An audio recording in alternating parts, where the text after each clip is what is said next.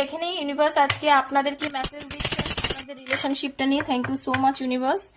কি বলতে চাইছেন ইউনিভার্স আপনাদের এই রিলেশনশিপটা নিয়ে। Thank you, thank you. আপনাদের অনেকেরই লং ডিস্টেন্স রিলেশনশিপ দেখতে পাচ্ছি।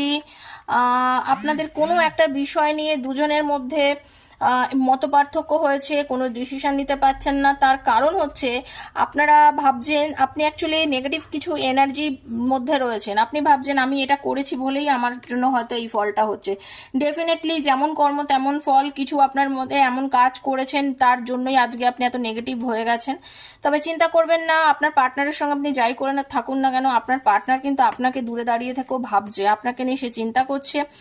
কারণ আপনাদের মধ্যে যে বন্ডিংটা সেটা খুব স্ট্রং বন্ডিং, এবং আপনার পার্টনার আপনাকে কল করতে চেয়েছে, কথা বলতে চেয়েছে। আপনাদের রিলেশনশিপটা খুব ভালো একটা জায়গায় গিয়ে পৌঁছবে ফিউচারে। খুব টেনশন নেবেন না, হতে পারে 8 দিন থেকে 8 মাসের মধ্যে আপনাদের কল হতে পারে। Thank you so much. Please like